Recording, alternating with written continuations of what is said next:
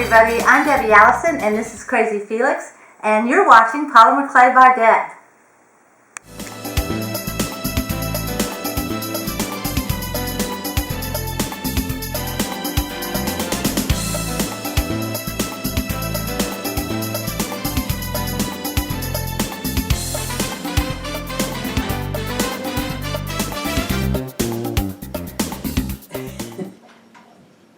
Hi everybody, welcome back to Polymer Clay by Deb. I'm Deb, this is Crazy Felix, and we are here to continue with our little jar series on how to cover jars. And today we have this one with the cherries on it, which is a real quick and easy one that we're going to show you how to do today. Right, Felix? Alright, so let me go over the list of materials that you're going to need to make this jar. You're going to need just some white rolled out to a setting of a 1. And this actually is translucent mixed with white, but I had a lot that I needed to use up. Then you're going to need a jar. This is a garlic jar, and if you open it, pew, it smells like garlic. I don't know how you ever get that smell out, but I've washed it. Then clay-wise, you're going to need 2 little balls of red for the cherries. You are going to need some Tropic green, which is what I've used, but you could use any color green. Some ribbon to go around the jar, scissors to cut it. I'm going to need a couple of stylus tools, and I always use double-ended needle and an X-Acto knife. And then I'm going to be using this sprayer to texture the top of the jar. So I guess now that we know everything that we need, might as well go ahead and get started. Alright, so the first thing we're going to do is texture the top of our jar. So I'm going to use this sprayer with the textured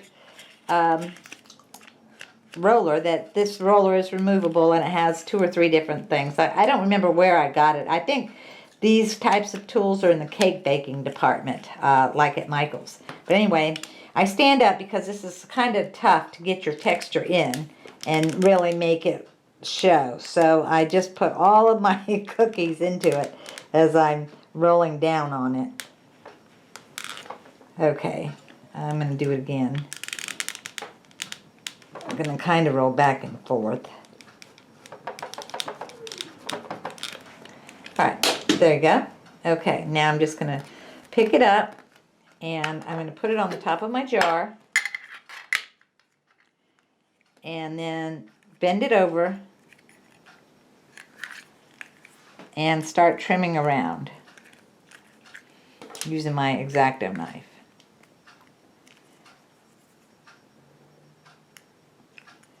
So you kind of bend and trim. Whew, I can smell that garlic. It is strong. Oh, I have mail.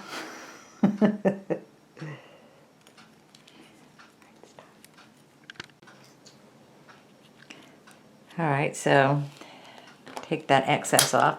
Now I'm just going to smush it around.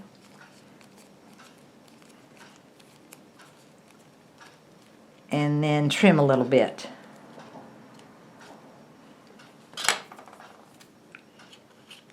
Now you don't want it to really come around and cover this part of the jar because then you're not going to be able to open it. And that would not be good. But once it's on the jar, you really don't even notice that. So, okay, so my jar lid is trimmed. Now I'm going to put it back on the jar. And now we're ready to start the cherries. Now I already have my balls rolled out. So I'm just going to shape them a little better.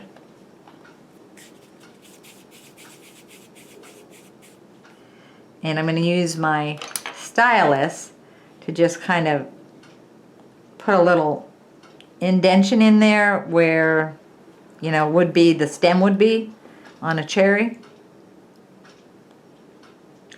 Normally I would use cherry red for this, which is what I used on this one.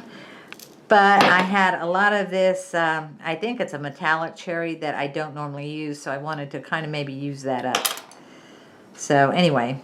Now I'm going to take my Tropic green and I am going to roll out a couple of snakes for the stems. Like I said before, this is a quick and easy one. This was, I kind of wish everything was this easy. But then it wouldn't be a challenge, would it, if everything was this easy? So I'm just going to cut those about where I think they should be. And I'm going to take the lid off because it's easier for me to look down on this. All right, going to put my cherries on the jar.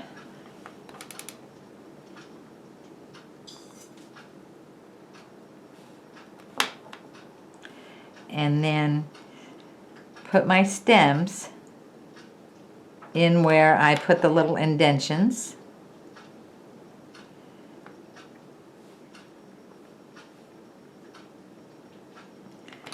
And then I'm going to trim these.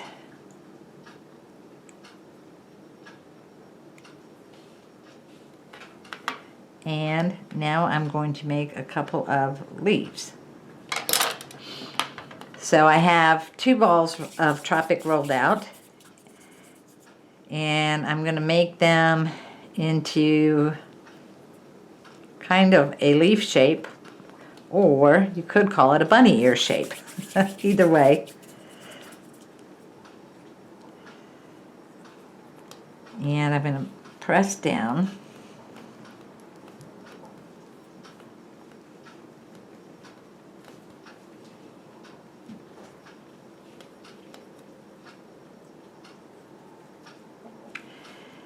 See if that's about right. And they look a little big. I'm going to take some off. Just pinching a little off the end there. All right, now I'm going to take my needle tool and I'm going to create some veins in it.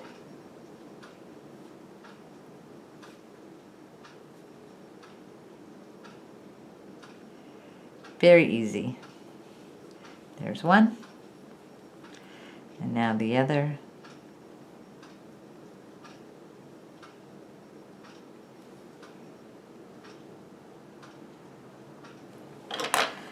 Okay, then we're just going to attach them to the top. Press them down. And there, that's all there is to it. I told you that was easy. All right, now what we're going to do is we're going to put it in the oven at 225 for about 45 minutes. And then we will come back and finish it. All right, so our jar is baked. Now I'm going to take this red and white gingham ribbon that I have and tie it around the neck. Now this ribbon is a little easier to work with than the other, and I like it because it's double-sided. And double-sided ribbon is always better, especially when you're trying to tie bows. So I'm just going to put a little bow around the neck here.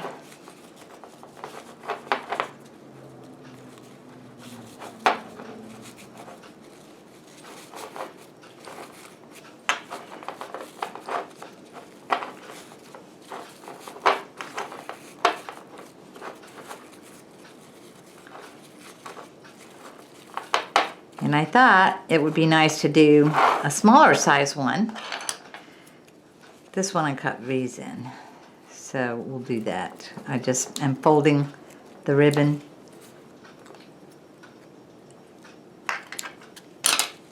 like this, and then I cut it, whoops, this way, and that makes a V in the end. Then I thought that would be cute to do a different size, so then you have a matching set. So anyway, that jar is done. Okay, so that concludes our cherry jar tutorial. I hope you enjoyed it. Felix and I enjoyed doing it for you. Be sure that you are subscribed for Freebie Friday, where we'll be giving this cherry jar away, the smaller one that we just made. And please like, favorite, subscribe. Felix has his own channel. All of his links are down at the bottom. He has a YouTube channel with some funny videos, and he also has a Facebook page. So that's it for this week. If you haven't met Tinkerbell, this is Tinkerbell. She was one of our foster kitties that we rescued, I guess about 3 years ago, so she's about 3 now. Anyway, she's one of our 7 rescued kitties, so that's why we have so much cat hair in our videos. So that concludes today. Hope you enjoyed it, and we'll see you at our next video. Bye now.